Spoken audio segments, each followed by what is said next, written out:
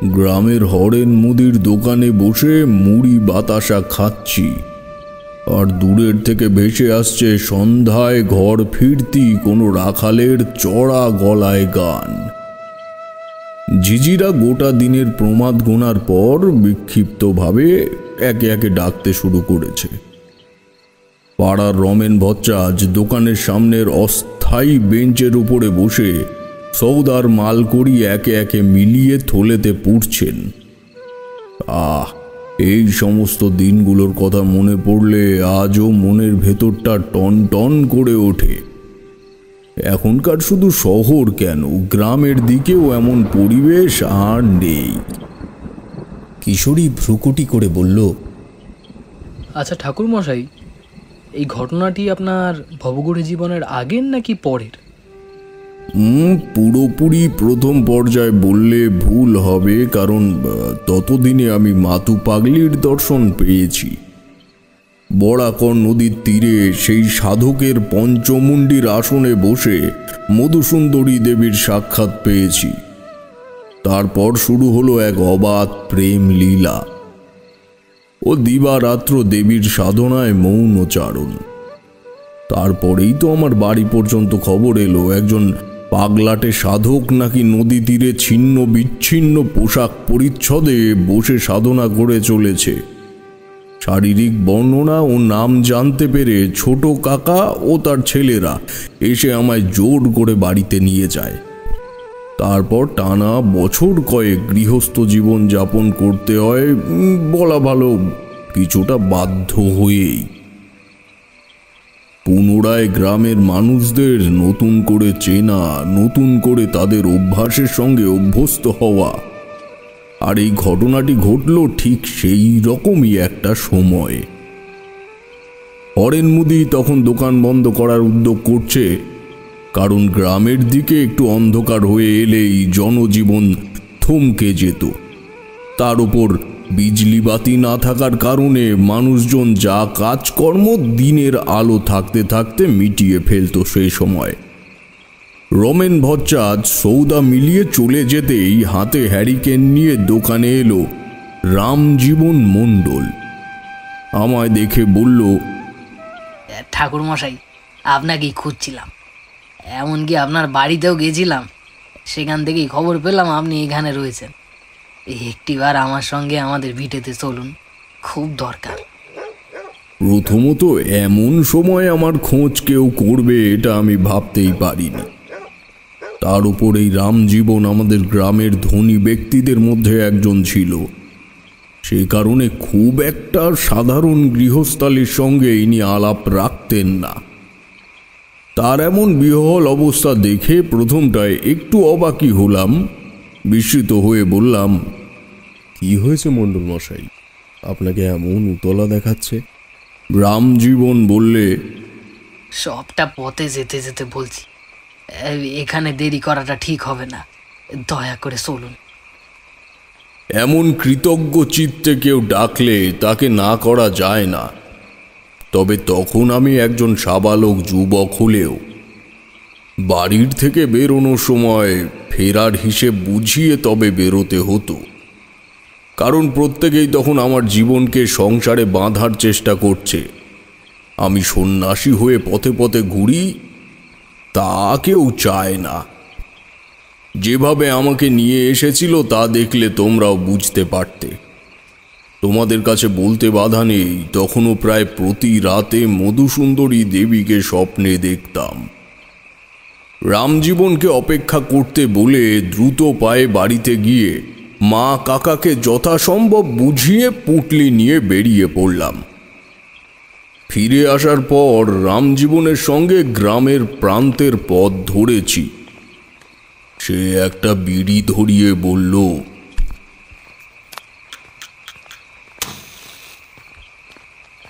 আর বলবেন না ঠাকুর মশাই, এই বছর কয়েক হলো আমি ময়নাগাছিতে একটা জায়গা কিনে সেখানে বাড়ি করছি। এখন তো আর এখানে থাকি না। আপনি রামজয়পুরে থাকেন না? আপনি হয়তো গ্রামে থাকেন না, তাই জানেন না। বলরাম ঘোষালের সঙ্গে তো জমি জমা নিয়ে আমার খুব ঝামেলা বাঁধলো। সে প্রায় হাতাহাতি পর্যন্ত চলে যায়। বাড়ির লোকের কথায় আমি শান্ত হয়ে যাই। আমার এক বয়স্ক মেয়ে আছে, সেখানে ঝগড়া ঝামেলায় না জড়ানোই ভালো, তাই গ্রামের থেকেই চলে গেছি। এই খবরটি আমার কাছে একেবারেই নতুন, তবে সারমর্ম যা বুঝলাম তাতে মন রামজীবনের সিদ্ধান্তকেই সমর্থন করল। আমি প্রশ্ন করলাম, তা এখন আমায় এমন জরুরি তলবের কারণ কি? আসলে এর পেছনে একটা নিষ্ঠুর ঘটনা আছে, আপনাকে সবটা বলবো, আগে চলুন আমার বাড়িতে চলুন, প্রায় এসে পড়েছি। তার কথাগুলি শুনে মনের বিস্ময়তার উপরে আরও একটি পরদ লাগলো। কোনো কথা না বলে রামজীবনের পদাঙ্ক অনুসরণ করলাম। রাত্রিকালীন গ্রামের নির্জনতার সাক্ষী যদি কোনোদিনও হয়ে থাকো তাহলে হয়তো জানো তার ভয়াবহতা কত দূর পর্যন্ত পৌঁছতে পারে। তার উপর দুটি গ্রামের সংযোগস্থলে জঙ্গলের পরিমাণ অপেক্ষাকৃত বেশি। ছোটবেলায় কেবল একবার ঠাকুরদার সাথে এক অষ্টম প্রহরের নিমন্ত্রণ রক্ষা করতে এই ময়নাগাছি গ্রামে এসেছিলাম, তাছাড়া আর নয়। রামজীবনের নিয়ে আসা আলোক উৎস সেই অন্ধকারকে যেন কাটতে পারছে না। অতি দূরে এই অন্ধকারের মধ্যে মাঝে মাঝে জ্বলে উঠছে সবজে চোখ। বললাম, এত রাতে এই অঞ্চলটা মোটেই নিরাপদ নয়। বনে বাদারে অনেক ঘুরেছি আমি, সেই সূত্রেই কিছু কিছু অভিজ্ঞতা হয়েছে আমার। তবে এমন জন্তু জানোয়ার সংকুল জায়গা আগে দেখিনি। শুধু জন্তু নয় ঠাকুর মশাই, এই জঙ্গলে মানুষের বসবাসও আছে। মানে? রাম কাকা, তোমার হেরিকেনটা একটু ধরবে গো, একটা জিনিস খুঁজে পাচ্ছি না। কথা শেষ না হতেই আমাদের ডান দিকের জঙ্গলের ভেতর থেকে ভেসে এলো আবেদনটি। রামজীবন সেদিকে হ্যারিকেনটি ঘোরাতেই দেখলাম একটি জরাজীর্ণ পোশাক পরিহিত মধ্যবয়স্ক ছেলে কোমর সমান আগাছার আড়াল থেকে শুকনো চোখে উকি মারছে। আমার মক্কেল তাকে চিনতে পেয়ে বলল, এই কিরে পলাশ, এত রাতে তুই এখানে কি করছিস? আর কি খুঁজে পাচ্ছিস না? ছেলেটির চোখ ভিজে এলো। বলল, নিমাই কাকা শ্বশুর বাড়িতে কুলের আচার দিয়ে পাঠিয়েছিল রামজয়পুরে, আমি সেটা দিয়েই ফিরছিলাম। আসার সময় এই জঙ্গলে একটা বিরাট বড় ষাঁড় দেখতে পেলাম। আমি ভয়তে পালানোর সময় হাতের থেকে থলেটা কোথায় যেন পড়ে গেল।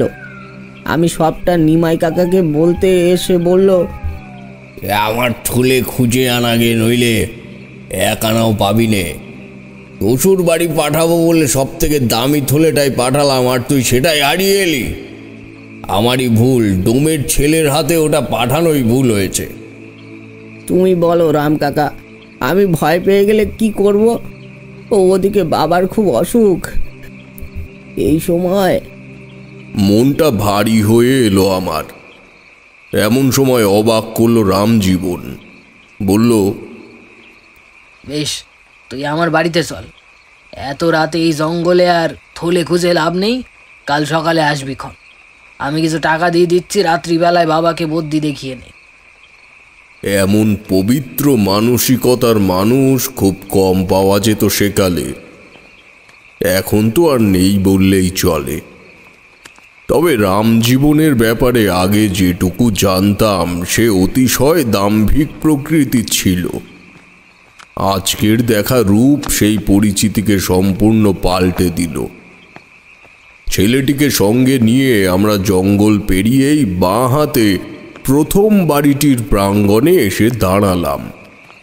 প্রশস্ত উঠোনকে কেন্দ্র করে চারিপাশে মোট 4টি ঘর। পশ্চিম কোণে একটা গোলা ও তার সংলগ্ন খড়ের চালা দিয়ে তৈরি একটি ছোট্ট গোয়াল ঘর। তাতে 2টি গরু দাঁড়িয়ে ঝিমোচ্ছে। এতক্ষণে যেন শুক্লপক্ষের চাঁদ আপন তেজে পরিবেশকে আলোকিত করার সুযোগ পেয়েছে বলে মনে হলো। কিন্তু যেটা অবাক করলো তা হলো সেই জ্যোৎস্না রাতের রং, যেন ঈষৎ নীল। বাড়ির ভেতরেই কোন একটি ঘর থেকে কথোপকথনের শব্দ ভেসে আসছিল। রামজীবন সেই ঘরটিতেই ঢুকল। পরক্ষণেই একজন মহিলা আধ ঘোমটা দিয়ে ব্যস্ত হয়ে উঠে এলেন। প্রণাম জানিয়ে বললেন, নমস্কার ঠাকুরমশাই, অপরাধ নেবেন না। আসলে মেয়েটা সন্ধ্যা প্রদীপ দেখাতে গিয়ে হঠাৎ খুব ভয় পেয়ে গেছে। ওর বাবাও বাড়িতে ছিল না, তাই খুব ব্যস্ত হয়ে পড়েছিলাম। মেয়ের তো একেবারে যায় যায় অবস্থা। কেবল এক পথিক সেই সময় এসে পড়লেন বলে বাঁচোয়া। উনি এখনও আছেন, একটু জল বাতাসা দিয়েছি। আপনি আসুন, ভেতরে আসুন। ততক্ষণে রামজীবন বারান্দায় এসে দাঁড়িয়েছে। আসুন ঠাকুর মশাই। আর বলাস, তুই দাঁড়া বাবা, আমি আসছি। রমল একটু শুনে যেও। বলে সে অন্য ঘরের ভেতরে ঢুকে গেল। বুঝলাম ইনি রামজীবনের স্ত্রী। আমি তাকে অনুসরণ করলাম। বাড়ির বারান্দায় উঠতেই উন্মুক্ত দরজার ওপারে ঘরের মধ্যে আসন পেতে ভোজনরত অবস্থায় প্রথম যে লোকটিকে দেখলাম, তাকে দেখা মাত্রই আমার চোখ পাথরের মতো স্থির হয়ে গেল। তোমরা জানো আমার স্মৃতিশক্তি একেবারেই নড়বড়ে নয়। সেই স্মৃতি কোষাগার থেকেই নিঃসৃত এক রহস্যময় চরিত্রের অবয়ব যেন ভেসে উঠল সামনের লোকটির শরীরী ভাষায়।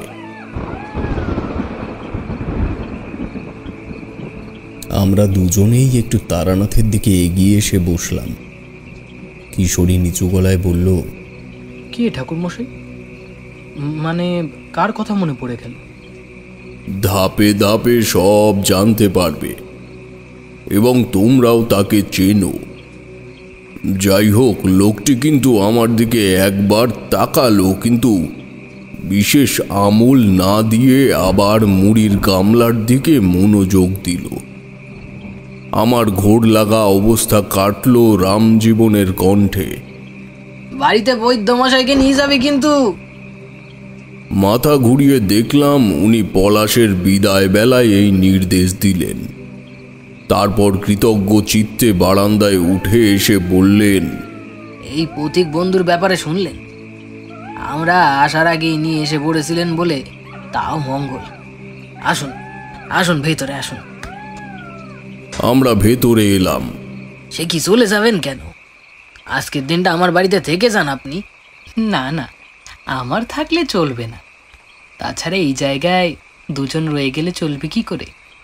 কথাটির আদি প্রান্ত বুঝতে পারলাম না ঠিকই, তবে এই উক্তিটিও ওনার বৈশিষ্ট্যকে আরো ঝকঝকে করে তুলল। রামজীবন ভ্রুকুটি করে বলল, মানে আপনি কোন দুজনের কথা বলছেন? মানে আপনাদের মধুপুর গ্রামে একটা মহোৎসব আছে, সে কারণেই আমরা কজন ছেলে বিভিন্ন গ্রামে ভাগ হয়ে ভিক্ষে করতে বেরিয়েছি। তাই এই গ্রামে অন্য একজনের থাকার কথা, আমি যাব অন্য গ্রামে। তাই বললাম, এক জায়গায় দুজন থেকে কোনো লাভ নেই। রামজীবন খুব জোড়াজুড়ির অবস্থায় ছিল না। প্রথমেই বুঝতে পারছিলাম সে আলগা সৌজন্যতা ছাড়া আর কিছু দেখাচ্ছে না ভদ্রলোকের উদ্দেশ্যে। তার উপর আগন্তুকের মুখে এই প্রস্তাব শুনে যেন ধুনির আগুনে ঘি পড়ল। রামজীবন বললে, বেশ, তবে তাই হোক। আপনাকে অসংখ্য ধন্যবাদ অসময়ে এসে এত বড় একটা উপকার করার জন্য। এই পথে যদি গ্রামে ফেরেন, আমার বাসায় এসে অবশ্যই বিশ্রাম নিয়ে তারপরে যাবেন। কিন্তু এই সমস্ত কথোপকথনের মধ্যে কিন্তু একটি বারের জন্যেও সেই আগন্তুক আমার দিকে তাকায়নি। কেবল রামজীবনের এই প্রস্তাবের পর, আপনার বাড়িতে অবশ্যই আসব। কথাটি শুনেই আমার কৌতূহলের ঢেউ ওঠা বুকে যেন আকস্মিক দুশ্চিন্তার বান ছুটে এসে বিঁধল। বেশ ভালোই অনুভব করলাম কিছু একটা ভয়ঙ্কর অভিজ্ঞতার সাক্ষী হতে চলেছি অদূর ভবিষ্যতে। কিন্তু বারবার আমার মস্তিষ্ক তার পার্থিব রূপকে মিলিয়ে চলেছে এক ব্যক্তির সাথে। আসলে এই গল্প বলার ক্ষমতা তৈরি হয়েছেই আমার কল্পনা করার শক্তি থেকেই। ছোটবেলায় ঠাকুমার কাছে পঞ্চতন্ত্র শুনতে শুনতে প্রতিটি চরিত্রকেই চোখের সামনে বানিয়ে নিতাম। তাহলে গল্পের আসল রস ও খোরাকটুকুকে বুঝতে সুবিধা হতো। তবে সেই কাল্পনিক মানুষগুলো চোখের সামনে সচরাচর আসে না, তবে এই দিন এসে পড়েছিল। আমাদের চোখ মুখ কৌতূহলে শুকিয়ে এসেছে তখন। তারানাথের মুখের দিকে এক দৃষ্টিতে তাকিয়েছিলাম, তবে এই বিরতির কারণ যে বৈঠক ঘরে কোনো একজনের আগমন তা টের পাইনি। তারানাথের কথায় মতি ফিরল। এই দেখো, এত দেরি কেন হলো রে মা? বৃষ্টি বাদলার দিন একেতেই যাক, আর তাহলে বৃষ্টি থামিয়ে রেখে লাভ নেই। পেছনে তাকিয়ে দেখি তারানাথের মেয়ে চারি হাতে একটা মিষ্টির হাড়ি নিয়ে সলজ্জ দৃষ্টিতে আমাদের দিকে চেয়ে আছে। কিশোরী বলল, আরে চারি, কেমন আছিস রে তুই? আর ঠাকুরমশাই বলবেন তো আর চারি আসবে? বলিনি, তার কারণ হলো আমি জানতাম তোমাদের জানালে আবার তোমরা ব্যস্ত হয়ে উঠবে। বাড়িতেও আজ পিঠে পুলি হচ্ছে, মাও দেখছি মিষ্টি নিয়ে এসেছে, একেবারে আজ খেয়ে দিয়ে তারপর ফিরবে। আমাদের বৃদ্ধ বন্ধুটির এই আন্তরিকতাটাই আমাদের তার প্রতি সম্মোহিতের মতো টেনে আনে। উনি ছাড়া বাকি সবাই যেন কেমন স্বার্থান্বেষী ও কৃত্রিম। হাসি মুখে কিশোরী বলল, তবু মেয়েটি এতদিন পরে এলো, আমরা কাকা হিসাবে কিছু একটা কর্তব্য থাকে না? গল্পটা এখানেই স্থগিত থাকুক ঠাকুরমশাই, আমি যাবো আর আসবো। তারানাথ বাধা দিয়ে বললে, আরে আরে, তার আর দরকার বা উপায় কোনোটাই নেই। আমার পক্ষে আর সম্ভব হবে না। কি সম্ভব হবে না? তারানাথ ভ্রু তুলে উপরের দিকে ইঙ্গিত করতেই জানলার ফাঁকের থেকে ছিটকে এলো একটা সাদা আলোক ছটা এবং একই সঙ্গে বিরাট মেঘের গর্জন। তারানাথ হেসে বলল, আরে এত ব্যস্ত হয়ে লাভ নেই, বসো বসো, চারি দিন দশেক থাকবে, পরদিন না হয় এসব হবে কোন। কিশোরী বেজার মুখে বসে পড়ল। চারি বললে, কাকাবাবু, বেশি কিছু না, আমার জন্য গোটা দুয়েক লাল রঙের লেন্সের ডিজাইন নিয়ে এলে আমি খুশি। বলে সে ভেতর বাড়ির দিকে চলে গেল। ইতিমধ্যে বৈঠক ঘরের সাথে লাগোয়া বারান্দায় বেঁধে রাখা চটে বৃষ্টির ফোঁটা পড়ার টুপটাপ শব্দ শুরু হয়েছে। তারানা তার সিগারেট না ধরিয়ে হুঁকোটা কাছে টেনে নিল। বলল, হুঁকোতে একটা দার্শনিকতা জেগে ওঠে যা সিগারেটে পাই না। এই গল্পটা না হয় আরেকটু জমিয়েই বলি। টিকে গুজে দিয়ে দেশলাই জেলে এক হাতে পাইপ তুলে নিয়ে ঠোঁটে ঝোলালো। তারপর মিনিট দুয়েকের প্রচেষ্টায় তামাকের রং একেবারে উজ্জ্বল কমলা বর্ণ করে নিয়ে তারানাথ আবার বলতে শুরু করল,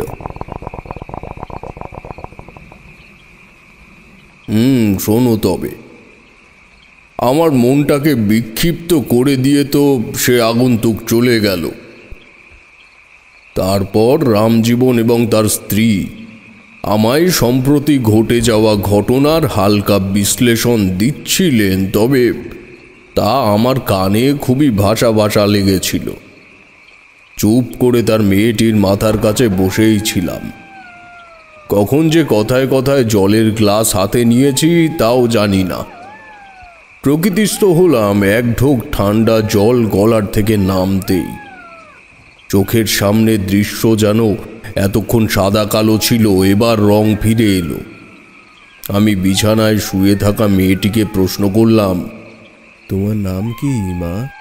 সে ক্লান্ত গলায় বললে, ফুলি আমার নাম। কি দেখে ভয় পেয়েছো হঠাৎ?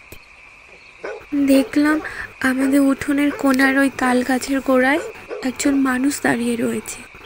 আমার চোখ পড়তেই সে ব্যস্ত হয়ে দুবার হাত নেড়ে আমায় ডাকলো। আমি তখনই, কোনো ছেলে নাকি মেয়ে?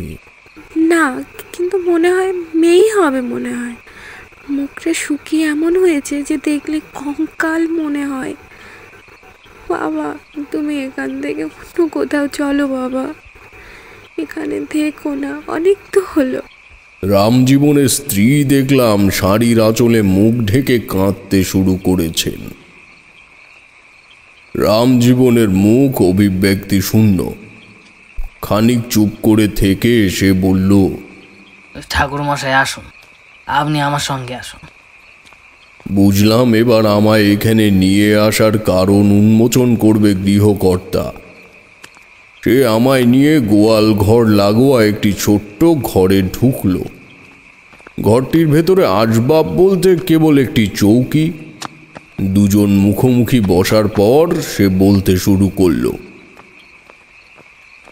ঠাকুর মশাই, ঘটনাটি ঘটেছে ওই দিন 10 হলো। বাড়িতে লোক বলতে আমি, আমার স্ত্রী, আমার মেয়ে ফুলি আর আমার শাশুড়ি। সে ঐশী প্রতিবন্ধী। এছাড়া একটা চাকর ছিল, আমার ওই গরু দুটি দেখাশোনা করতো, বিচুলি কাটতো এবং রাতে ওই গোয়াল ঘরের সামনে শুয়ে মাঝে মাঝে উঠে ধোঁয়া ছড়িয়ে দিত। বুঝতেই পারছেন, জঙ্গলের জায়গা, মশার তেমন উপদ্রব। কিন্তু সেই ছেলেটি এই কদিন হলো সন্ধ্যা না নামতেই বাড়ি চলে যাচ্ছে। যদিও ব্যাপারটা প্রথমে সেই লক্ষ্য করে। কি ব্যাপার? দিন 10 আগে সে গরুর বিচুলি কেটে নাদায় জল দিচ্ছিল। এমন সময় দেখলো একটা বড় ষাঁড় গোয়ালের ওপারে এসে চুপ করে দাঁড়িয়ে আছে। গায়েগঞ্জে এই ঘটনা একেবারেই স্বাভাবিক, তবে আমার গরুর খাবার সব সে খেয়ে নেবে বোধহয় চাকরটি ষাঁড়টিকে তাড়িয়ে দেওয়ার উদ্যোগ করে। অনেক চেষ্টার পরও যখন দেখলো তার কোনো হিলদোল নেই, তখন সে আমায় ডাক দেয়। আমি সারাদিন কাজ করে এসে ঘুমিয়ে পড়েছিলাম, ফলে আমার একটু বিরক্তি হলো। আমি উঠে এসে একটা আদলা তুলে তার দিকে ছুঁড়ে মারতেই আমার চোখ কপালে উঠল। ঘুম জড়ানো চোখে মনে হলো ঢিলটা ওই জানোয়ারটার শরীর ফুঁড়ে বেরিয়ে গেল। আমার চেতনা সম্পূর্ণরূপে ফিরে এলো তৎক্ষণাৎ। চাকরটি নিচু গলায় বললে, এটা কি হলো কর্তা? গোদান নাকি? বলে সে ধীরে ধীরে পিছাতে শুরু করলো।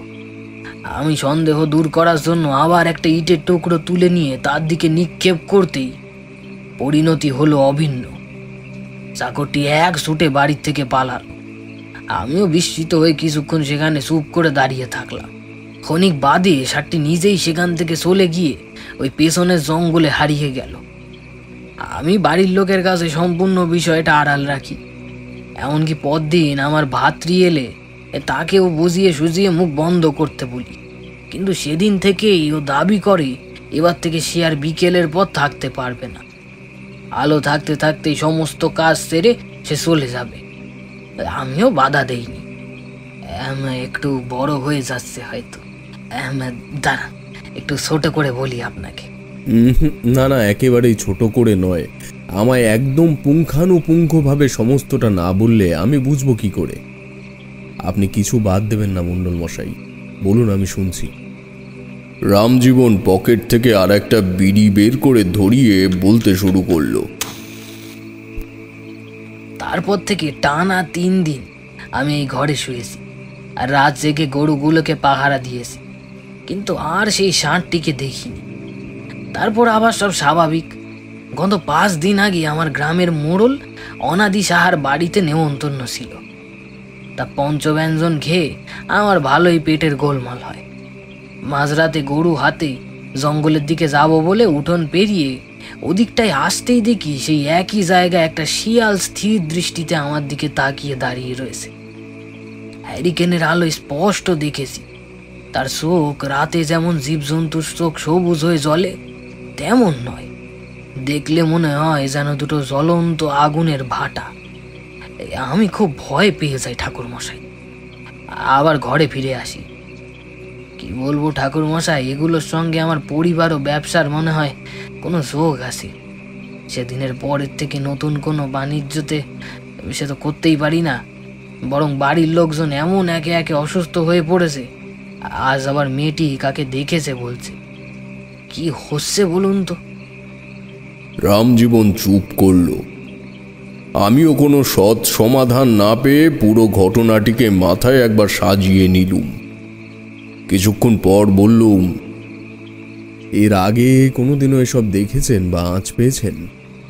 রামজীবন নিঃসংকোচে উত্তর দিল, কোনোদিন না ঠাকুর মশাই। এমনকি আমি এর আগে রাত বিরেতে কত উঠেছি, ঘুম না এলে বাড়ির উঠোনে হাঁটা চলা করেছি, কিন্তু কোনোদিনও দেখিনি। আজ রাতটা আমি জেগে থাকতে চাই, দেখি কিছু দেখতে পাই কি না। তবে যখন আমি এখানে রয়েছি তখন এটুকু বলতে পারি, ভূত প্রেত বা পিশাচে ভয় পাওয়ার কোনো কারণ নেই। আমি তাদের সামলে নিতে পারবো। আপনি খেয়ে দিয়ে নিশ্চিন্তে ঘুমিয়ে পড়ুন। তেমন কিছু হলে আমি গলা চড়িয়ে ডাকলেই তো আপনি শুনতে পাবেন। হ্যাঁ তা তো পাবে, কিন্তু আপনি একজন ব্রাহ্মণ মানুষ, রাত জাগবেন আর আমি ঘুমাবো তা কি করে হয় ঠাকুর মশাই? তাছাড়া মনে মনে ভেবে রেখেছি রাতের বেলা একটু আপনার ভোটানো চাল ডাল খাবো। এ ব্রাহ্মণের হাতের প্রসাদ পেলে যদি একটু সুমতি ফেরে। আমি তখন কেবল তোমাদের মতনই একজন শ্রোতা হয়ে রামজীবনের মুখের দিকে চেয়ে বসে আছি। কি করব বা করা উচিত তার কোনোটাই মাথায় আসছে না। মনে মনে সংকল্প করলাম, আজ রাতটা জেগে উঠোনে বসেই পাহারা দেব। এমনও হতে পারে সমস্তটাই চোখের ভুল বা আতঙ্ক। এই জাতীয় ধারণায় আমি কোনো রকম মতামত প্রকাশ করা তখন ছেড়ে দিয়েছি। ব্রাহ্মণদের আগেকার মানুষ শুধু পুরোহিত নয়, ঈশ্বরের সবথেকে কাছের মানুষ হিসেবে ভাবত। তাই ওই গোত্রের কাউর আগমন হলে বাড়ির লোকের ভিতরে এই সকল আকাঙ্ক্ষার জন্ম নিত। রামজীবন রান্নার সরঞ্জাম ও গুটি কয়েক পেতলের হাঁড়ি খুন্তি এনে দিলে আমি আগুন জ্বেলে ভাত চাপালাম। রাতের খাবার খেতে খেতে প্রায় 10টা বাজল। এর মাঝে গ্রামের কত গল্প হলো, কত রকমের মামলা মোকদ্দমার সালিশি করলো আমার কাছে রামজীবন। খাওয়া দাওয়ার শেষে বাইরের ঘরটির সামনে চাটাই পেতে বসেছি। গৃহস্বামী উঠোনে পায়চারি করছিলেন। আমার সামনে এসে দাঁড়িয়ে পড়ে বললেন, ঠাকুর মশাই, ওসব ওই বলরাম ঘোষালের কারসাজি না তো? সাধারণ মানুষের মাথায় তার শত্রুর সম্বন্ধে এই ধারণা আসাটা খুব একটা অস্বাভাবিক নয়। এতক্ষণের যেটুকু কাহিনী সে আমায় বলল তার মধ্যে বেশ কয়েকবার লক্ষ্য করেছি সে রাগে ফুঁসছে, এবং এখন সেই রাগের মাথায় এটাও ভুলে গেছে যে সে যা যা দেখেছে তা একেবারেই বহির্জাগতিক, বা যুক্তি দিয়ে তা বিচার করা সম্ভব নয়। আমি মৃদু হেসে উত্তর দিলুম, এটাও কি সম্ভব হয় মণ্ডলমশাই? তবে আপনি বাড়িতে আকন্দ কাঠ দিয়ে তৈরি নীল গণেশ পুজো করতে পারেন। নিষ্ঠা ভরে ওই দেবতার আরাধনা করলে গৃহস্থের আর্থিক সচ্ছলতা ফিরে আসে, মামলা মোকদ্দমায় ন্যায়যুক্ত ফলাফল পাওয়া যায়। রামজীবন নিজের মতো করে বলেই চললেন তার বিভিন্ন রাগ ও বিদ্বেষের কথা। আমি উন্মুক্ত আকাশের দিকে তাকিয়ে আমার ফেলে আসা দিন, বরাকর নদীর পাড়, সেই স্বপ্নীল জ্যোৎস্না, এসবের এক কাল্পনিক দুনিয়াতে হারিয়ে গেলাম। হুঁশ ফিরল অনেক রাতে একটি পেঁচার কর্কশ ডাকে। প্রকৃতিস্থ হতেই দেখলাম পরিবেশের এক অলৌকিক রূপ বদল হয়েছে। একই সঙ্গে পাশের ঘরের ভেতর থেকে ভেসে আসছে পরম তৃপ্তিতে নাক ডাকার শব্দ। বুঝলাম রামজীবন কখন ঘরের মধ্যে গিয়ে ঘুমিয়ে পড়েছে। কিন্তু যে আকাশের দিকে অচৈতন্য হয়ে যাওয়ার পূর্বে তাকিয়েছিলাম, এই আকাশ কিন্তু সেটি নয়। আমার চতুর প্রান্তর উদ্ভাসিত করে রেখেছে একটা পাতলা নীল রঙের মসলিনের মতো বলয়, যে বলয়ের অন্তর্ভুক্ত এই বাড়ি ও তার পার্শ্ববর্তী কিছুটা জঙ্গলের অঞ্চল। আমি ধীরে ধীরে উঠে দাঁড়িয়ে গোয়াল ঘরের পাশের সেই উল্লেখিত জঙ্গল সংকুল জায়গাটির দিকে এগোতে শুরু করলাম। কেন জানি না মনে হলো সেদিকে কিছু একটা আছে যা আমার জন্যই অপেক্ষারত। আমি আরো কয়েক পা এগিয়ে যখন একদম গরুর ঘর সংলগ্ন অস্থায়ী বিচুলি গাদার পাশে পৌঁছেছি, তখনই অন্ধকারের ভেতর থেকে একজনের গলা পেলাম। দয়া করে বিচলিত হবেন না, আমি আসতাম না, তবু ফিরে এলাম একটা বিশেষ কাজে, কারণ আপনার এখনো এই পথে অতদূর পাড়ি দেওয়া হয়নি। আমি কিন্তু বুঝতে পেরে গেছি, যে ব্যক্তিটি আমার সামনে ঠোঁটের কোণে রহস্যময় হাসি জড়িয়ে দাঁড়িয়ে আছে সে কে? অমর জীবন। কিশোরী উত্তেজিত হয়ে উঠল। তারানাথ উজ্জ্বল দৃষ্টিতে কিশোরীর দিকে চেয়ে বলল, একেই বলে গুণমুগ্ধ শ্রোতা। তোমরা প্রমাণ করে দিলে যে আমি তোমাদের এসব কাহিনী শুনিয়ে নেহাতি ভস্যে ঘি ঢালছি না। বটে, আর তাছাড়া আপনি অমর জীবনের যে কাহিনী শুনিয়েছিলেন তাতেই শুনেছিলাম ওই মানুষটি আপনাদের বাড়িতে থাকা, সেই অবস্থায় আপনার বাবা মাঝরাতে বাড়ির উঠোনে ওই নাট মন্দিরে, হ্যাঁ সেই প্রাঙ্গণে এমনই একটা নীল আলো দেখতে পেয়েছিলেন। কোনো ভুল নেই তোমার কথায়। আমি মুগ্ধ হয়ে সেই অসংলগ্ন অপরিচ্ছন্ন মানুষটির দিকে তাকিয়ে আছি। দেখে উনি হেসে বললেন, এই মুগ্ধতার কোনো উপযুক্ত কারণ আছে কি? কাপা কাপা গলায় বললাম, আপনি অমর জীবন ভট্টাচার্য? আমি আপনারই মতন এক বহু পুরনো জগৎমাতার সন্ধানী। আমার নামটা নিশ্চয়ই আপনার বাবার মুখে শুনেছেন। আপনি ঠিকই ধরেছেন। মধুসুন্দরী দেবীর দর্শনের পর এই দ্বিতীয়বার মুগ্ধ হয়ে চেয়ে রইলাম কোনো মানুষের দিকে, যার দৃষ্টি থেকে দৃষ্টি ফিরিয়ে নেওয়ার স্পর্ধা বা মানসিক শক্তি কোনোটাই আমার তৈরি করার ক্ষমতা নেই। এবং সেই নেত্রমণি দুটি যেন ক্রমশ দুটি উন্মুক্ত জানালায় পরিণত হতে লাগলো। এই দৃষ্টান্তের কোনো যুক্তি নেই, কোনো সংজ্ঞা নেই। কেবল মহাকালের স্তরে স্তরে সঞ্চিত চিরচেনা পৃথিবীর ফেলে আসা অতীতের অমোঘ টানে তার চোখের মধ্যে উন্মোচিত হতে থাকা দৃষ্টান্তগুলি যেন আলোক বর্ষ গতিতে পিছিয়ে নিয়ে চলেছে আমায়। সেই প্রেক্ষাপটে আমি কিছু অপরিচিত জায়গাকে দেখলাম। রামজয়পুরকে দেখলাম, আমার ঠাকুরদাকে দেখলাম। একই সাথে চৌধুরীদের পুকুর, আমার ছোটবেলা, এই সকল সমস্ত কিছু চক্রাকারে ও কালের খণ্ডনের মাধ্যমে পিছিয়ে পিছিয়ে একজন অপরিচিত বালকের চেহারার সামনে এসে থেমে গেল চিত্রটি। এবং সেই মানুষটির আশেপাশের পরিবেশ আমার খুবই চেনা, ও এই পরিবেশ থেকেই আমার জন্মগ্রহণ। অর্থাৎ লোকটি বসে আছে আমারই বাড়িতে। কয়েকটা অতি পুরনো বট ও তাল গাছের ছায়া এবং ঠাকুরদার ঘরের সামনের চির পরিচিত দেউড়িটি দেখেই চিনেছি। তবে পাশে কাকাদের ঘরগুলো তখনও তৈরি হয়নি, ফলে কত কত বছর পেছনের দৃশ্য আমি দেখতে পাচ্ছি তা ঠাউর করতে পারলাম না।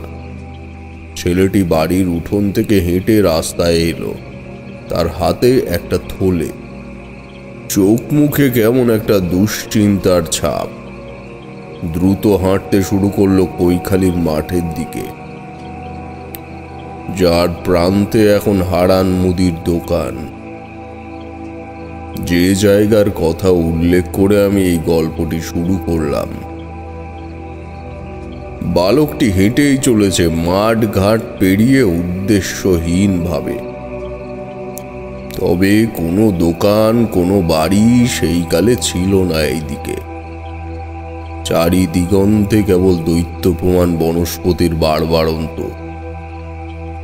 ফলে পরিবেশ দেখে যে ঠাউর করব তার উপায় পেলাম না। আরো খানিকটা দ্রুত পায়ে হাঁটার পর ছেলেটি হঠাৎ দাঁড়িয়ে পড়ল।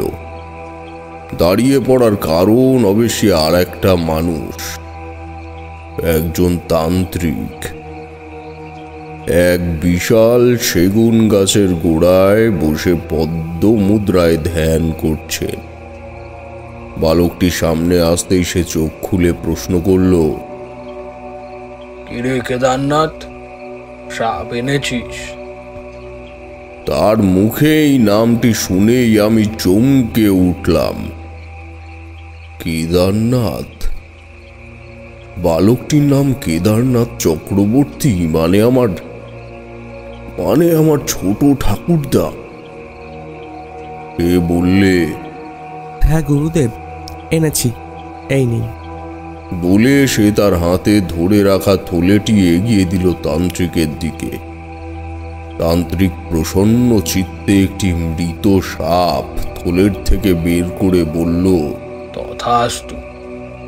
এবার ওই 4টি প্রাণীর করটি যেখানে পুঁতেছিলি ঠিক তার পাশে গর্ত করে এই সাপটিকেও পুঁতে দে, তবে আমার পঞ্চমুণ্ডীর আসন সুসম্পন্ন হবে। বালক কেদারনাথ প্রস্তর দৃষ্টিতে আদেশদাতার চোখের দিকে কিছুক্ষণ চেয়ে রইল, তারপর বলল, কিন্তু গুরুদেব, আপনি যে বলেছিলেন 5টি নরকরটির মাথা দিয়ে তৈরি হয় এই আসন, তবে এই অবলা জন্তুগুলোকে হত্যার কারণ কি? তান্ত্রিক হেসে বললে, ঠিকই বলেছি আমি, তবে নরকরটি না জোগাড় করতে পারলেও 5 রকম প্রাণীর মাথা দিয়ে এই আসন তৈরি করা যায়।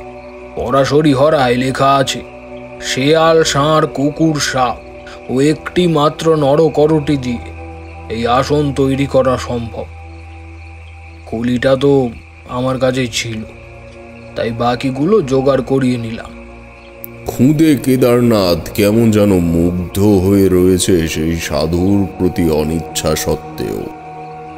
কি একটা বলবে করেও বলতে পারছে না। তান্ত্রিক আবার বলল, কাজ শেষ হলেই আমি তোকে নিয়ে চলে যাব কেদারনাথ। তুই বাড়ি ফিরে যা, আমি তোকে ডেকে নেব। ছোট ঠাকুরদা বাড়ি ফিরে এলো। বোধহয় কয়েকদিন কেটেও গেল এরই মাঝে। দেখলাম ছোট্ট কেদারনাথ একটি পেতলের কলসের মুখ ছড়া দিয়ে ঢেকে দিয়ে ঠাকুরদাদার ঘরের পেছনের দিকে গেল। তারপর কলসিটি পাশে নামিয়ে রেখে একটি ধারালো কিছু দিয়ে গর্ত করতে শুরু করলো। এমন সময় আমার কানের কাছে কেউ বলে উঠল, দেখতে পেয়েছেন ঠাকুর মশাই? আমি চমকে উঠে তার দিকে তাকিয়ে দেখি রামজীবন বিস্ফারিত চোখে আমার দিকে তাকিয়ে রয়েছে। সমস্ত দৃষ্টান্ত সেই নীল আলোয় উদ্ভাসিত বলয় আমার সামনে দাঁড়িয়ে থাকা সেই বিস্ময়কর মহাপুরুষ অমরজীবন ভট্টাচার্য সবাই উধাও। বাস্তব পৃথিবী আমার বিহ্বল অবস্থা প্রত্যক্ষ করে যেন এক মুহূর্তের জন্য বিদ্রূপ করে উঠল। রামজীবনের দৃষ্টি অনুসরণ করলাম। দেখি একটি কুচকুচে কালো কুকুর ক্লান্ত দৃষ্টিতে আমাদের দিকে চেয়ে আছে। যে জায়গার থেকে, অর্থাৎ গোয়াল ঘরের পেছনের যেই জঙ্গল থেকে প্রতিটি জন্তুর আবির্ভাবের বৃত্তান্ত আমি শুনে এসেছি, তার আবির্ভাবও ঠিক সেই জায়গায়।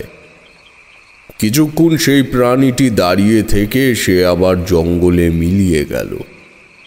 আমি এবং রামজীবন ছুটে গিয়ে জঙ্গলের মধ্যে খানিক খোঁজাখুঁজি করলাম, কিন্তু আর কিছু খুঁজে পেলাম না। অমরজীবন যে তার ঐশ্বরিক মানসিক শক্তি আমার মধ্যে স্থাপন করে তার নেত্রে আমায় কোনো কিছুর ইঙ্গিত দিয়ে গেলেন, তা বুঝতে বাকি রইল না। আর এই ভিটেতে যখন আমার আগেই তিনি পদার্পণ করেছিলেন, তখন নিশ্চয়ই এই কালখণ্ড দর্শনের কোনো উপযুক্ত কারণ এই বাড়ির সঙ্গে সম্পর্ক স্থাপন করছে। তখন রাত প্রায় শেষ হতে চলেছে। আমি ব্রহ্ম মুহূর্তে রামজীবনকে বললাম, ভোরের আলো ধীরে ধীরে ফুটছে। দিনের বেলা কোনো ভয়ের কারণ নেই মণ্ডল মশাই। আমার একটু বাড়ি ফিরতে হবে এখন। মনে রাখবেন, আপনার এই সমস্যার সমাধান খুঁজতেই আমি ফিরছি, কোনো ব্যক্তিগত কারণে নয়। রামজীবন আমায় বাধা দিল না। আমি দ্রুত পায়ে রামজয়পুরে ফিরে এলাম। বাড়িতে ফিরে দেখি মা হাতে ফুলের সাজি নিয়ে বের হচ্ছে। বাকিরা তখনও ঘুম থেকে ওঠেনি। আমায় পরদিনই ফিরে আসতে দেখে মা বলল, কি রে তারা, একদিনের মধ্যেই ফিরে এলি? না মা, ফিরিনি। আমি আবার মণ্ডল মশাইয়ের বাড়িতে যাব। এখানে কয়েকটা কাজ আছে। কি কাজ বাবা? তেমন কিছুই নয়, সে কাজ সুসম্পন্ন হলে তোমায় বলবো। আগের থেকে এসব গূঢ় কথা নিয়ে আলোচনা করলে গুণ নষ্ট হয় মা। বেশ, তবে সকালে খেয়ে তারপর কিন্তু যাবি। আমি ফুল তুলে আনি। মায়েদের মুখে খেয়ে যাওয়ার নির্দেশগুলোও যেন ঘড়ির কাঁটার মতনই অপরিবর্তনশীল। এখনো হয়তো তোমরা তোমাদের মায়ের মুখে এই কথা শোনো। যাই হোক, আগে গ্রামাঞ্চলে চাষবাসের সামগ্রী সমস্ত এক জায়গাতেই থাকতো। আমাদের দা, কোদাল, কাস্তে এসব রাখা থাকতো ছোট কাকার ঘরের সামনে বসার পটের তলায়। আমি সেখান থেকে শাবল নিয়ে এক মুহূর্ত সময় নষ্ট না করে পৌঁছে গেলাম ঠাকুরদার ঘরের পেছনে, ঠিক সেই জায়গাটিতে যে জায়গায় কেদারনাথ চক্রবর্তী তার বালক বয়সে কিছু পুঁতে রেখেছিলেন। ঘরের পশ্চাতে ঠিক মধ্যবিন্দু অনুমান করে খুঁড়তে শুরু করলাম আমি। বেশিক্ষণ এই কাজ করতে হলো না। হাত ধুয়ে খোঁড়ার পরেই শাবল বিঁধল একটি শক্ত জিনিসে। আমি মাটি সরিয়ে উদ্ধার করলাম সেই কলস। প্রথমত প্রপিতামহের আমলের এই পাত্রটি হাতে নিয়েই কেমন একটা অযাচিত সুখ অনুভব করলাম বুকে। তারপর সেটির মধ্যে থেকে বের করলাম এক টুকরো ভাঁজ করা কাগজ। দ্রুত চারিদিকটা একবার দেখে নিয়ে কাগজটি চোখের সামনে মেলে ধরলাম। তাতে লেখা আছে, আমি জানি আমার পরিবারের কেউ একজন পরবর্তী প্রজন্মে সন্ন্যাস ব্রত গ্রহণ করবেন। কালের নিয়মে এক মহামানবের সাথে তার সাক্ষাৎ হবে, যেমন আমারও হয়েছে কয়েক মাস আগে। আমি সে বৃত্তান্তে যাচ্ছি না। তবে ময়নাগাছি গ্রামের প্রান্তে একজন গুরুদেব পঞ্চমুণ্ডির আসন তৈরি করে তার উপর সাধন ভোজন করছেন। 4টি অবলা প্রাণীর খুলি ও একটি নরমুণ্ড দিয়ে তৈরি এই আসন। আমার মন বলে উনি প্রাণীগুলির আত্মার শান্তির কামনার্থে কোনো ক্রিয়া করবেন না। উনি উচ্চ ক্ষমতা সম্পন্ন একজন তান্ত্রিক হতে পারেন, তবে আমি শেষ দিন তার চোখে এক স্বার্থপর মানুষের মতো ভঙ্গি দেখেছি। ফলে পরবর্তীতে যদি কোনো দিনও ওই অঞ্চলে কেউ বসতবাড়ি করে, তবে ওই প্রাণীগুলি তাদের আত্মার শান্তির আশায় তাদেরকে দেখা দিতে শুরু করবে। যদি সত্যি কোনোদিনও এমন হয়, তবে কালের নিয়মে আমার পরিবারের সেই সন্ন্যাস বন্ধু আমার লিখে যাওয়াই তার পর্যন্ত পৌঁছবে। আমি চাইব সে ওই গৃহস্থকে এই বিপদ থেকে রক্ষা করে তার চলার পথকে আরো প্রশস্ত করুক। ঈশ্বরের আশীর্বাদ তার উপরে বর্ষিত হোক। ইতি কেদারনাথ চক্রবর্তী। আমি ইতিমধ্যে কাঁপতে শুরু করেছি চিঠি পড়ে। ভেবে দেখো, কেদারনাথ চক্রবর্তী বাড়ি ছেড়েছিলেন মাত্র 15 বছর বয়সে।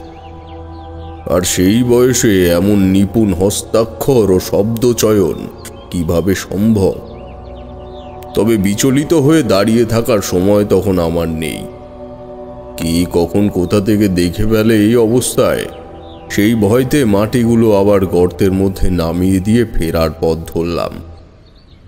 রামজীবনের বাড়িতে পৌঁছে দেখি সে উঠোনের মাঝে চাটাই পেতে বসে তামাক সাঁতছে। আমায় দেখা মাত্রই উঠে দাঁড়িয়ে বলল, আসুন ঠাকুর মশাই, এই আপনার জন্য একটি তামাকের ব্যবস্থা করছিলাম। সে না হয় হবে মণ্ডল মশাই, আগে একটা ঘটনা শুনুন। আমি সম্পূর্ণ ঘটনাটুকুর মধ্যে থেকে অমর জীবন ও আমার বাবার ছোট ঠাকুরদার প্রসঙ্গটুকু বাদ দিয়ে বাকিটা সবিস্তারে বর্ণনা করলাম।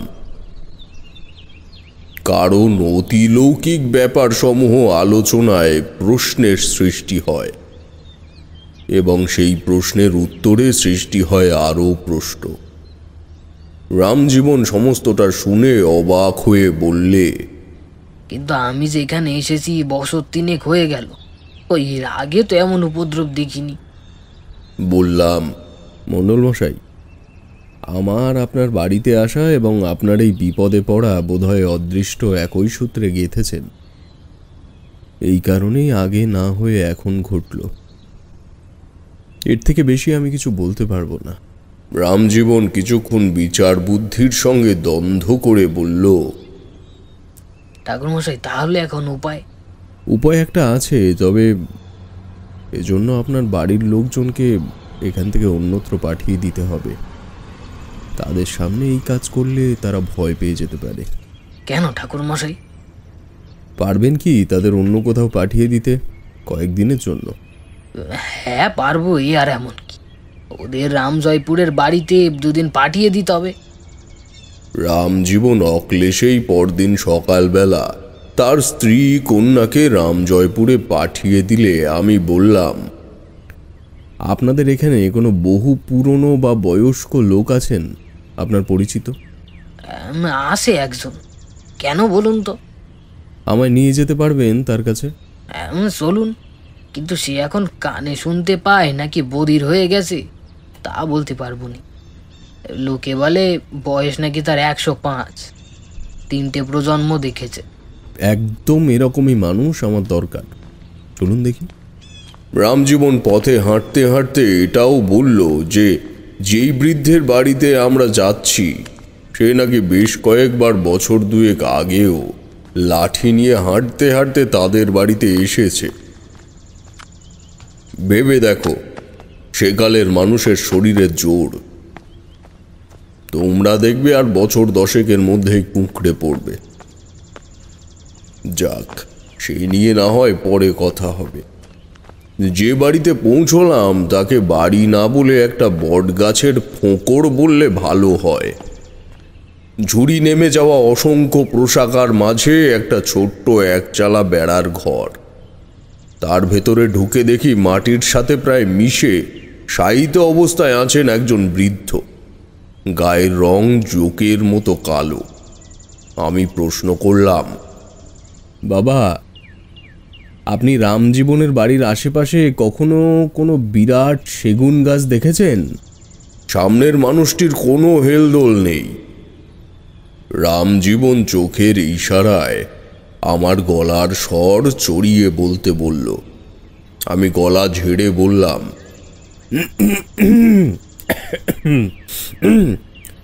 বলছি, আপনি কি কখনো রামজীবনের বাড়ির আশেপাশে কোনো বিরাট সেগুন গাছ দেখেছেন? হ্যাঁ? এবার বৃদ্ধ নড়ে চড়ে উঠল, ফ্যাস ফ্যাসে গলায় বলল, সেগুন গাছ? হ্যাঁ, ছিল তো একটা সেগুন গাছ। ওই রামের বাড়ির গোয়াল ঘরের পেছনেই একটা মস্ত সেগুন গাছ ছিল। তোমাদের হঠাৎ গাছের দরকার পড়ল কেন? না, তেমন কিছু নয়। আপনাকে অসংখ্য ধন্যবাদ। আমরা এখন আসি, পরে আপনার সঙ্গে কথা হবে। বৃদ্ধের কথায় সঠিক জায়গার ব্যাপারে অবগত হওয়ার পর আর দেরি করতে মন চাইল না। বাড়িতে ফিরে এসে রামজীবনকে বললাম, একটা কোদাল নিয়ে চলে আসুন মণ্ডল মশাই, মাটি খুঁড়ে মুন্ডগুলি বের করতে হবে। একটা লোককে ডেকে আনবো কি? একদম নয়। এসব জিনিস জানাজানি হলে আপনারই গ্রামে থাকা দুষ্কর হয়ে যাবে। আপনাকেই কষ্ট করতে হবে মণ্ডল মশাই, দরকার পড়লে আমিও হাত লাগাবো। আসুন। রামজীবন আর কোনো কথা বলল না। মাথায় গামছা বেঁধে লেগে পড়ল কাজে। টানা 3 ঘন্টার অক্লান্ত পরিশ্রমের পর আমরা উদ্ধার করলাম খুলিগুলো। বললাম,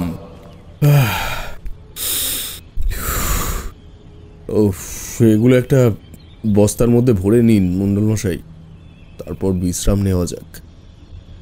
কষ্ট হয়ে গেছে না? তাই করা হলো। সেগুলিকে গোয়াল ঘরের এক প্রান্তে রেখে আমরা বাড়ির বারান্দায় চাটাই পেতে বসে তামাক ধরালাম। কি কষ্ট যে হয়ে গেছিল তা তোমাদের কি বলবো। রামজীবন 1 ঘটি জল গলায় ঢেলে নিয়ে বললে, ঠাকুর মশাই, এগুলো তাহলে গ্রামের থেকে দূরে কোথাও নিয়ে গিয়ে ফেলে আসি? না না, তা করলে তো পরিশ্রমটাই ব্যর্থ হবে। ওখানেই আবার বিচরণ করে বেড়াবে প্রাণীগুলির আত্মা। এদেরকে গঙ্গা প্রাপ্তি করাতে হবে মণ্ডল মশাই। রাম কাকা বাড়িতে আছো? ও রাম কাকা! এমন সময় বাড়ির ভেতরে ঢুকলো পলাশ নামের সেই ছেলেটি। রামজীবন বলল, কিরে পলাশ, তোর বাবা এখন কেমন আছে? ছেলেটি আনন্দে আত্মহারা হয়ে বলল, রাম কাকা, বাবা এখন আগের থেকে অনেকটাই সুস্থ। আর আমি সেই থলেটাও জঙ্গলের মধ্যে থেকে খুঁজে পেয়েছি জানো। যদিও একটা লোক আমায় খুঁজে দিল থলেটা। কোন লোক? কৌতূহলী হয়ে প্রশ্ন করলাম আমি। পলাশ বলল, একটা লোক, চুলটা পাতানো, হাফ হাতা ফতুয়া আর ধুতি পরা। নাম তো শুনিনি। সে নাম না জানলেও আমার চেতনা কিন্তু ধরে ফেলেছে তখন লোকটি আসলে কে। যদি খুব ভুল না হয়ে থাকে, অমরজীবন ভট্টাচার্যের সাথে ছেলেটির সাক্ষাৎ হয়েছিল। আমার মাথায় তখনই একটা বিষয় খেলে গেল। বললাম, পলাশ, তোমার এখন তো কোনো কাজ নেই আশা করি? না, কেন বলুন তো? তাহলে আমাদের সঙ্গে চলো, একটা কাজ আছে। রামজীবন আমার দিকে অবাক দৃষ্টিতে চেয়ে রইল। বুঝতে পেরেছিলাম তার মনে প্রশ্নের ঢেউ উঠেছে, তবে এই বিশ্বাস থেকেই সে কোনো প্রশ্ন আমায় করল না যে আমি যা করছি ভালোর জন্যই করছি। বস্তা মাথায় নিয়ে আমি, রামজীবন ও পলাশ চললাম ময়নাগাছি গ্রামের মাঝের থেকে বয়ে যাওয়া একটি সংকীর্ণ নদীর চরে। তীরবর্তী অঞ্চলে এসে রামজীবন বলল, নৌকা লাগবে নাকি ঠাকুর মশাই? হ্যাঁ, নৌকা তো লাগবেই। একেবারে ঘাটের কাছে কোথাও ফেলে দিলে জঙ্গলের আগাছায় বেঁধে থাকবে, পাছে কোনো জেলের চোখে আবার না পড়ে যায়। এর থেকে একটা নৌকা নিয়ে মাঝামাঝি কোথাও ফেলে দিয়ে আসাই ভালো হবে। ঘাটে দুটি নৌকা আপন মনে দোল খাচ্ছিল। সেদিক তাকিয়ে যদিও রামজীবনের এই উপরোক্ত উক্তি, আমার কথা শুনে এসে তার মধ্যে দিয়ে একটি নৌকা খুলে নিয়ে নদীতে ভাসালো। বস্তাটি বিসর্জন দিলাম পলাশের হাত দিয়ে। ছেলেটি কোনো প্রশ্ন করল না, সম্পূর্ণ মুখ বুজে আমাদের সাথে ফিরে এলো। রামজীবনের থেকে বিদায় নেওয়ার আগে একবার পলাশের বাবাকে দেখে এসেছিলাম। রামজীবন আমায় গ্রামের প্রান্তে ছেড়ে দেওয়ার আগে জিজ্ঞেস করল, পলাশকে দিয়ে আপনি এগুলো গঙ্গায় ফেললেন, কারণ কি ঠাকুর মশাই? কারণ এই পুণ্যের কাজগুলি যার হাত দিয়ে সম্পন্ন হয় তার কপাল খুলতে শুরু করে, তার দুর্ভাগ্য কেটে সৌভাগ্য ফিরতে শুরু করে। আর ওদের পরিবারের যা অবস্থা, আমি চাই ঈশ্বর একটু মুখ তুলে তাকায় ওদের দিকে। রামজীবন উজ্জ্বল দৃষ্টিতে আমার দিকে চেয়ে রইল। আমি আর কোনো কথা বাড়ালাম না, চুপচাপ গ্রামে ফিরে এলাম। পরে আর কোনোদিনও ওদের দেখা হয়েছিল আপনার? কিশোরী প্রশ্ন করল। তারানাথ নিঃশব্দে মাথা নেড়ে বলল, একদিন আমার এক গুণমুগ্ধ ভক্ত বেদ প্রকাশ আগারওয়ালের বাড়িতে ব্রাহ্মণ ভোজন খাওয়ার নিমন্ত্রণ ছিল আমার। নদিয়া জেলার পায়রাডাঙ্গা নামক একটি অঞ্চলের ছোট্ট হল্ট স্টেশনে বসে আছি। হঠাৎ একটি ছেলে আমায় পেছন থেকে ডাকলো। আপনি তারানাথ চক্রবর্তী না? বললাম, হ্যাঁ। ছেলেটি আমার সামনে করজোড়ে প্রণাম করে বললে, ঠাকুরমশাই, আমি পলাশ। মনে আছে ময়নাগাছি গ্রামে আমাদের দেখা হয়েছিল? তৎক্ষণাৎ মনে পড়ে গেল সেই দিনগুলোর কথা। জিজ্ঞেস করলাম, তোমার সাথে এখানে দেখা হয়ে যাবে আমি তো ভাবতেই পারিনি। এদিকে কোথায় এসেছিলে? আর তোমার বাবা কেমন আছেন? ছেলেটি প্রসন্ন চিত্তে আমার দিকে তাকিয়ে বলল, ঠাকুরমশাই, সবাই ভালো আছে। আমি তো কলকাতায় বড় অফিসে কাজ পেয়েছি একটা, আমার মালিক ঠিক করে দিয়েছেন। সবই আপনার কৃপায়, আমি জানি। আমি তার কাঁধে হাত রেখে বললাম, আমি কিছুই করিনি পলাশ। ঈশ্বরে বিশ্বাস রাখো, জীবনে যাই হয়ে যাক কোনোদিনও তার ওপর থেকে মতি হারিয়ে ফেলো না। ওই একবারই হঠাৎ করে দেখা হয়ে যায়, পরে আমিও নানা সফরের সঙ্গী হয়ে পড়ি, আর সত্যি বলতে ঘটনাটিও আর মনে ছিল না। বাবা এসো। ওই ডাক পড়েছে, এবার চলো দেখি সবাই মিলে বসে জমিয়ে খেয়ে নি। এটার কি খুব দরকার ছিল ঠাকুরমশাই? খুব দরকার ছিল। তাছাড়া আমি যখন বলেছি তখন তোমাদের না খাইয়ে ছাড়বে না, তা তো তোমরা জানোই। তবে এই কাহিনীর মধ্যেই প্রাপ্ত একটি জিনিসের সাথে আরেকটি জিনিসের যুক্তি আছে। কোন জিনিসটি ঠাকুরমশাই? ছোট ঠাকুরদার পুঁতে রাখা সেই কলসিটা কোনো স্বাভাবিক পাত্র নয়। ওটি সে না হয় পরে একদিন হবে। এখন চলো খেয়ে নি। মা গো, দেখো মা।